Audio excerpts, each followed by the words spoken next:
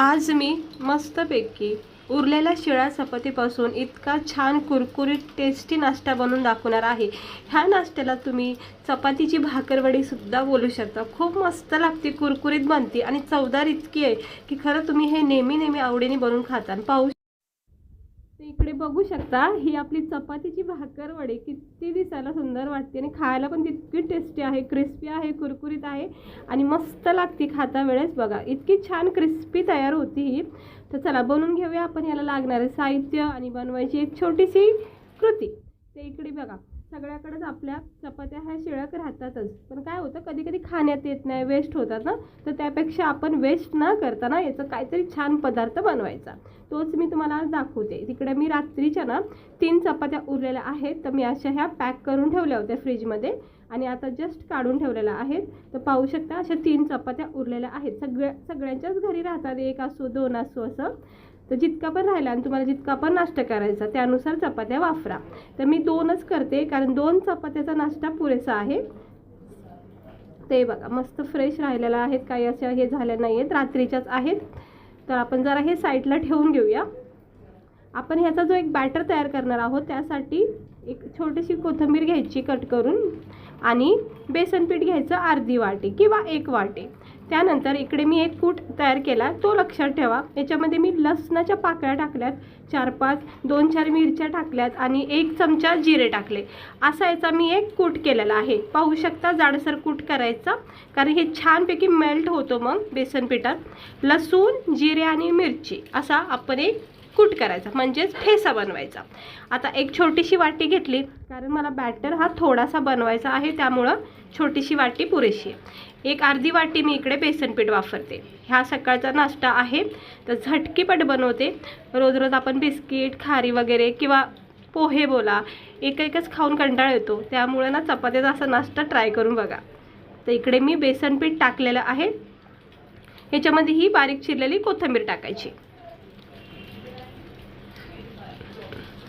मस्त आता मी इथं बारीक चिरलेली कोथिंबीर टाकली। याच्यामध्ये आपण जो कूट केलाय ना तो टाकायचा 2 चमचे। लसूण, जिरे आणि मिरचीचा कूट इथे मी 2 चमचे टाकते, नाही तर काय होईल जास्त तिखट होऊ शकतो, त्यामुळे मी 2 चमचे बारीक चमचे इथे हा तिखट कूट टाकला। त्यानंतर अगदी अर्धा चमचा हळद टाकायचं। लक्षात ठेवा जितका बॅटर असेल तितकं साहित्य वापरा। हा बॅटर मी थोडा बनवते म्हणून मी थोडं साहित्य वापरते। अर्धा चमचा हळद, अर्धा चमचा गरम मसाला, अर्धा चमचा धना पावडर आणि चवीनुसार मीठ टाकायचं। तुम्ही इकडे चाट मसाला टाकू शकता, थोडासा लिंबूचा रस पिळू शकता किंवा थोडेसे तीळ टाकू शकता, अजूनही छान फ्लेवर येतो। आता थोडं पाणी टाकून आपण याचा घट्ट बॅटर बनवायचा। रनी बॅटर नकोय, चपातीवर आपला पॅक झाला पाहिजे हा बॅटर। हे बघा अगदी घट्ट बॅटर बनवा, भज्यासारखं मिक्स करायचं हलक्या हाताने। तर पाहू शकता मस्त असा हा बॅटर कसा थिकनेस आहे, अजिबात पातळ नाही आहे आणि पातळ नको पण आहे। हे असा चपातीला बसल असा हा बॅटर बनवायचा, नाही तर पातळ होऊन जाईल, मग उपयोगच नाही होणार, चपातीला काही बसणार नाही। त्यामुळं ह्याची लेयर अशी घट्टच ठेवा। हे बघा कसं घट्ट झालेलं आहे, मस्त क्रीमी टेक्स्चर आलेलं आहे। ह्याला तुम्ही साईडला ठेवू शकता किंवा लगेचच लावू शकता। तर मी लगेच तयार करते। ह्या 2 चपात्या घेतलेल्या आहेत, एक प्लेट घ्यायचं दुसरं आणि एक चपाती अशी उचलायची आणि बस। आता इकडची सगळी प्रोसेस आपली आळू वड्यासारखी, म्हणजे आळू वड्याला कसं आपण बॅटर लावतो अगदी तसं बनवायचं। तर पहिलं हे उरलेलं चमच्याला जेवढं पण लागलं तेवढं मी सगळं पहिलं सेट करते आणि मग नंतर हाताने लावते, कारण की हाताच्या सहाय्याने ना पटापट आणि व्यवस्थित लावता येतं। हे बघा हलक्या हाताने, जास्त काय हात भरवायचा नाही, फक्त 4 बोटाचा वापर करायचा आणि असं अलगद हाताने ह्याला सगळीकडे कवर करायचं, म्हणजे कोटिंग करायची। हे बेसन पिठाची पूर्णपणे चपातीला कवर करून घ्यायचं। मग जाड पातळ लेयर बेसन पिठाची जशी पण तुम्हाला आवडेल तशी तुम्ही इथे करू शकता। मी जरा थोडी मीडियम ठेवते, म्हणजे अगदीच बेसन पिठच नको वाटायला खायला, थोडी चपाती थोडा हा बेसन पिठाचा फ्लेवर पण लागला पाहिजे, त्यामुळं नॉर्मलच ठेवते मी। हे बघा सगळं कवर करून घेतलेला आहे, पाहू शकता तुम्ही मस्त। आता ह्याला असं रोल करायचं। हा ओला हात असतो ना आपला बेसन पिठाचा, तो इथे लावायचा, म्हणजे पॅक होऊन जातो कडा। परत आता लावून घेते. असा राऊंड करायचा बस. हे बघा असं राऊंड करत राहायचं आणि मग हा पॅक होतो, कारण बेसन पीठ ओला आहे त्यामुळे हे पॅक होतं. हे बघा मस्त पॅक झालेला आहे. याला साईडला ठेवते. दुसरी चपाती पण घेते लावून. ही चपाती अशी भरायला ना बेसन पिठात खूप सोपी आहे. झटकेपट भरली जाते. फक्त हलका हात वापरायचा. हे बघा मस्तपैकी आता ह्याला सुद्धा व्यवस्थित कवर करते. खूप छान नाश्ता मी तुम्हाला आज हा दाखवते. शिळ्या चपात्या तुम्ही कधीच वेस्ट करणार नाहीत. नेहमी असं तुम्ही करून खाता. एकदा तरी ट्राय नक्की करून बघा व्हिडिओ बघितल्यावर. हे बघा मस्त आता कवर झालेला आहे आणि ह्याला थोडीशी जरा जाड लेअर लावली, कारण उरलेलं बेसन पीठ वेस्ट होऊन जाईल. हे बघा सगळं फिनिश केलंय. आता पुन्हा एकदा याला राऊंड करायचा. कडाला असं थोडा बेसन पिठाचा हात लावायचा आणि असं पॅक करायचं.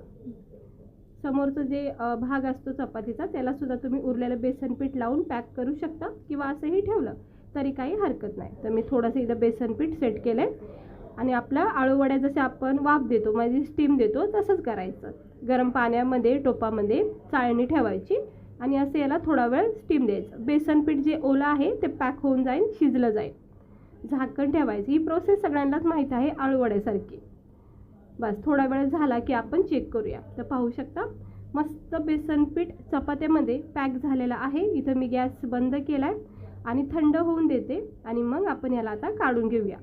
पाहू शकता मी गरमागरम ह्या चपातीचे रोल काढलेले आहेत आणि किती छान कडक झालाय. मस्त शिजले बेसन पीठ आणि चपात्याला सुद्धा वाफ भेटलेली आहे.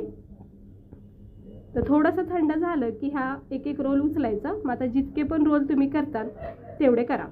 हे बघा हे समोरचा कडा वाटलं तर तुम्ही हे छोटंसं कट करून सुद्धा म्हणजे फेकू शकता. तसं काही नाही की खाल्लंच पाहिजे, कारण तिथे कसं बेसन पीठ नसतं त्यामुळं काय एवढं खास नाही वाटणार ते. पण मी ठेवते कारण ह्याला थोडं बेसन पीठ लागलेलं आहे, वेस्ट नाही घालायचं. असे छान छान वड्या पाडायच्या. अगदी हलक्या हाताने चाकूचा वापर करा. आता तुम्हाला कसं दिसतंय बघा तुम्ही. मी तर प्रयत्न करते चांगलाच दाखवायचा. तर बघा हलक्या हाताने मी याला कट करते आणि हे पाहू शकता तुम्ही याची छानपैकी अशी ही भाकरवडी तयार होती.